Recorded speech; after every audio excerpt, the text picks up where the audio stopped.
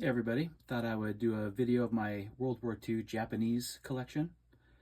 So I'll start right here on this shelf. I got some chopsticks and the original holders. These are really cool. I think this one has some real nice inlay on there. I'm not sure the material, but some neat design there. And I got there's three more back there, just different various cases that they come in. And then got another one up here.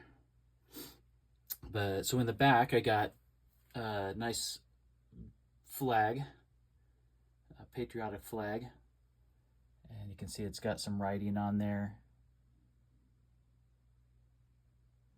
And then on the back, I think it's got some writing as well.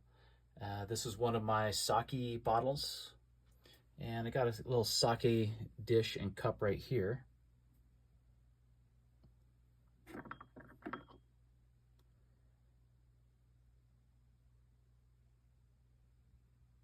So those are pretty neat.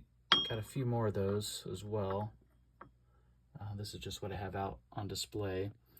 All right, over here I got a nice army bowl. You can see the army insignia there.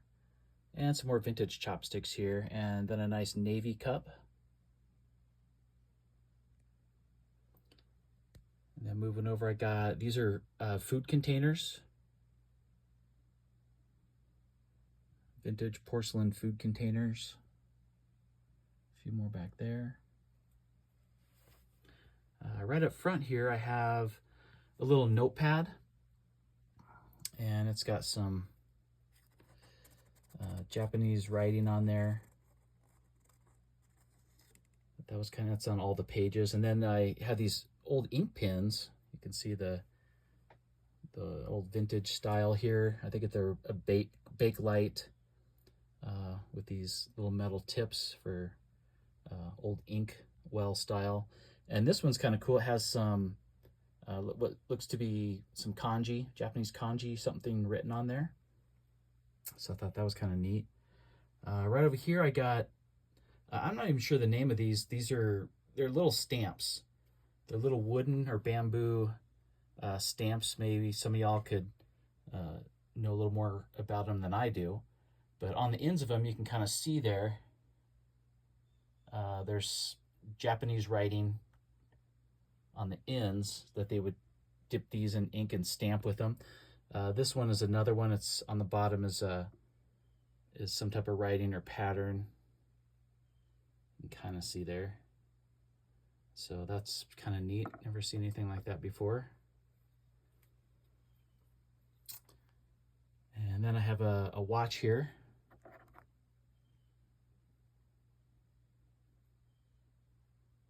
The Japanese watch.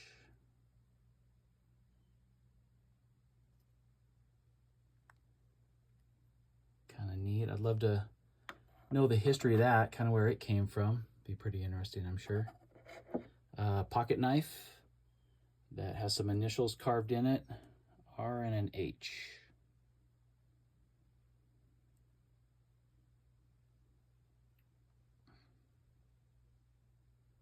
And you can kind of see there on the blade, there's some writing on it, engraved. Maybe the maker. So then in the back corner here, I have some cigarette packs. They're all full. They got the original cigarettes in them, and they're sitting on top like some type of a little brass bowl. It's got some ornate design on the top. And then these I thought were pretty cool. These are cigarette holders. This one looks like it's made out of antler.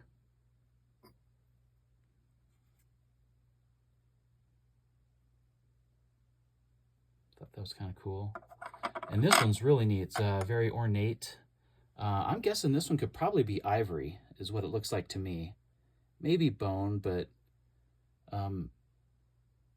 as ornate as it is, it's probably ivory. And I think it's a dragon that they've carved into this.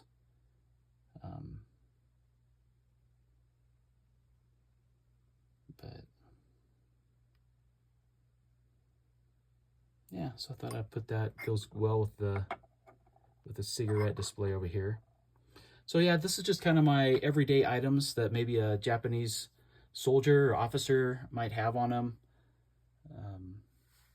on a daily basis. You know, some food items, personal items, pens, notepads, stuff like that, watches. So in the back there, I do have a good luck flag hanging up. So I'll move it down here. Trying to get some better lighting for this display, just kind of what I have currently. This is kind of neat. I've never seen one of these before. This is a Japanese, looks like a little whisk broom. Some type of grass made and wrapped handle. Thought that was kind of neat. I just got it sitting here. That's sitting on top of a naval shell casing. This thing's pretty massive. And then I have some of these vintage powder bags. So they would have filled these with powder and placed them inside these shell casings. And you can see the arsenal marks on it and some of the kanji, and you can date these and find out where they came from and stuff like that. So got a Japanese pole bayonet right here.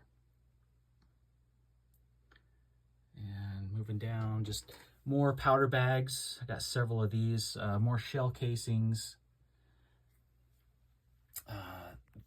This is a little shot glass, Japanese, some trench art that was made into a shot glass from a shell casing. Some more trench art right here. This actually has some engraving on there. Tropical scene. It says 1944. So some type of a little vase or container or urn. Some neat trench art there. All right, then moving across, I just got some ordnance, different types of hand grenades. In the back row, we got ceramic hand grenades. And then down here, I got some fuses, some ordnance fuses.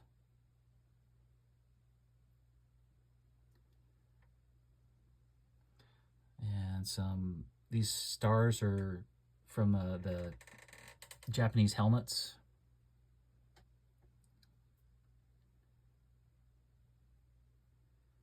And then just some more ammunition here, some more ordnance, some shipping caps, another fuse, vintage muzzle covers for the Type 99 and I believe Type 38 Arisaka rifles.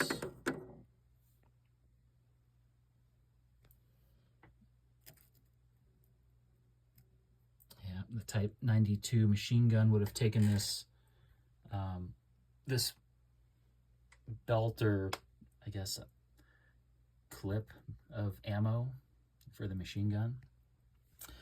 This is kind of interesting. This is a Japanese tent pole, and it's got neat brass in there and made of bamboo.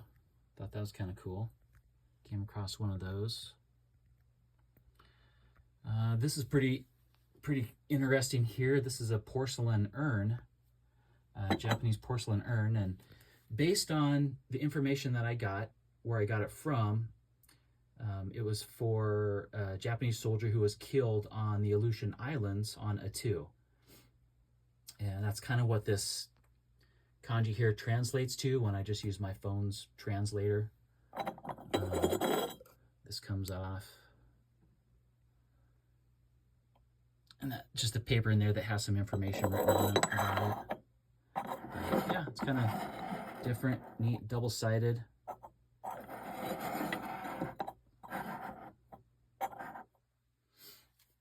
And some more shell casings back there. And then I got a mannequin head here with a Japanese naval cap. And insignia on there. And then just kind of over here, I kind of ran out of room. I got I guess it would be a leaflet that would have been dropped for the Japanese to bring these to an American soldier to surrender. And you can pause it there if you want to read that. Pretty neat piece. I like that. Really good condition. So,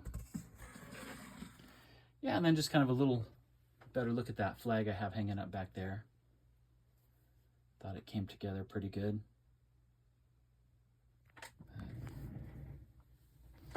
And then down here I do have a real neat picture of a Japanese naval officer, or probably just a soldier.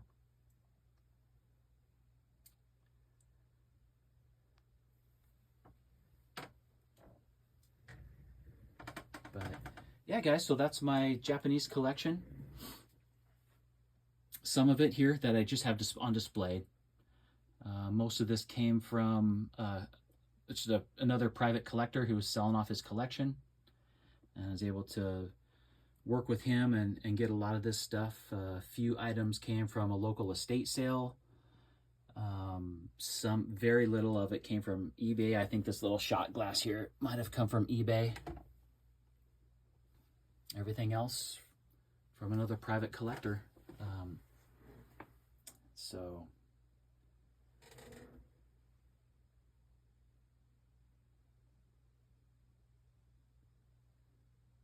But that's it. All right, guys, thanks for watching. That's my World War II Japanese collection that I have on display so far. All right, if you like it, give me a thumbs up, comment if you want, subscribe, try to put out some more videos for you guys. Thank you.